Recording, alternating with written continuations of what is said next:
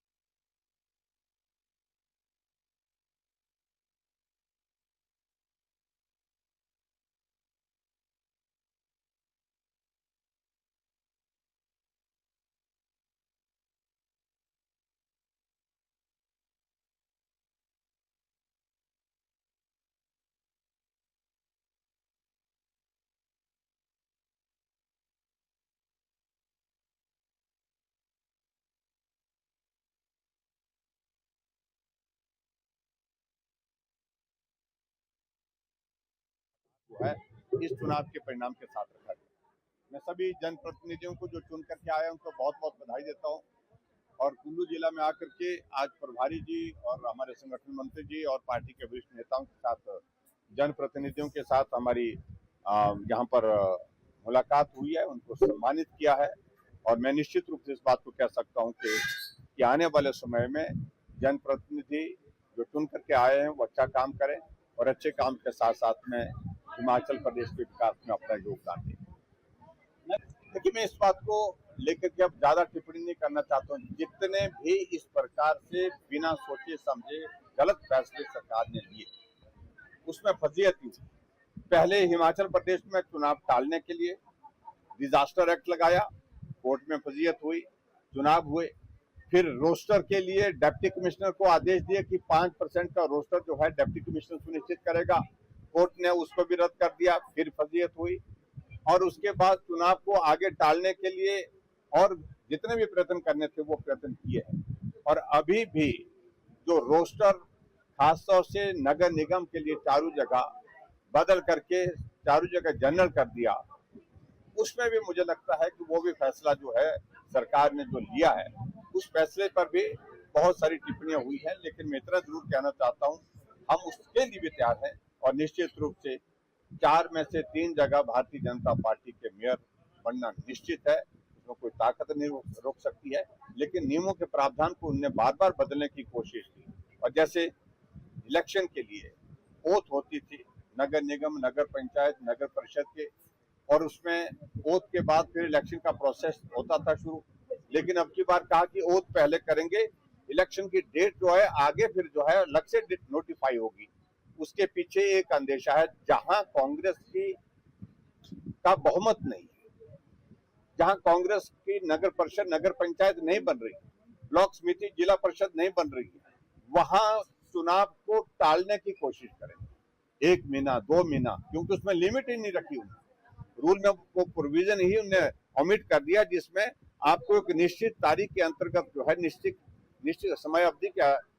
अंतर्गत जो है चुनाव संपन्न कराने होते। तो अब उस प्रोविजन को हटा दिया है, क्योंकि वो चाहते हैं कि जहां भारतीय जनता पार्टी का बहुमत है वहां चुनाव नगर परिषद के अध्यक्ष के, नगर पंचायत के अध्यक्ष के,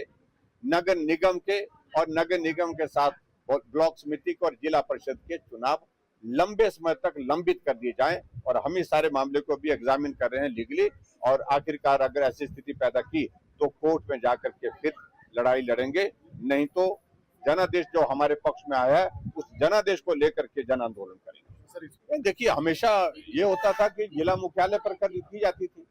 मुख्यमंत्री जी अलग अलग जिले में जाकर के शपथ कराते थे प्रधान उपप्रधान की,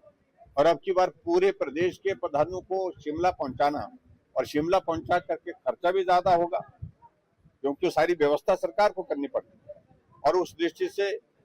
एक आर्थिक संकट में जब प्रदेश गुजर रहा है तो मुझे लगता है कि ये भी फैसला उचित नहीं है। हर जिले में जाकर के या जिले में 2-3 जिलों को जोड़ करके भी वोट कराई जाती रही है, पहले उस तरह से की जा सकती है। देखिए, मुख्यमंत्री के फैसलों के कारण बहुत ज्यादा नुकसान प्रदेश को झेलना पड़ रहा है। हमने विधानसभा के अंदर भी कहा था, ये एंटी टैक्स के कारण आय कम होगी, नुकसान ज्यादा होगा। हिमाचल एक टूरिस्ट डेस्टिनेशन है, बहुत बड़ी संख्या में टूरिस्ट पूरी देश दुनिया से आते हैं हिमाचल प्रदेश में।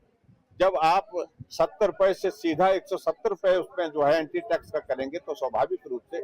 परेशानी होगी। और जो बॉर्डर का जो हमारा एरिया है, जो ऊना, बिलासपुर, हमीरपुर, नालागढ़ का इलाका, सोलन का इलाका है, हमारा सिरमौर का इलाका है, कांगड़ा का इलाका है, उनकी रिश्तेदारियां एडजॉइनिंग स्टेट के साथ है। रिश्तेदारी में जाना आना उसमें भी टैक्स दे करके उनको भुगतान करना पड़ रहा है, बहुत बड़ी कठिनाई का सामना उनको करना पड़ रहा है। बहुत सारे लोगों का कारोबार जो एक दूसरे जिले में वहां पर है, जो खासतौर से पर्टिकुलर जो बॉर्डर का एरिया है, तो उनको रोजाना का बहुत बड़ा नुकसान हो रहा है, इसलिए वो नाराजगी जाहिर कर रहे हैं। और इसलिए उसकी रेप्रिकॉशन में उसकी नाराजगी जाहिर करते हुए ये जो फैसला वहां पर पंजाब सरकार, पंजाब में इस प्रकार से लिया है, जो खालसा टैक्स की अगर बात कर रहे हैं, तो उस मुझे लगता कि बहुत अनफॉर्चुनेट है। प्रदेश सरकार को हमारी इन सारी चीजों को लेकर के मुख्यमंत्री पंजाब के साथ बात करनी चाहिए, ताकि हमारे लोगों को आने जाने में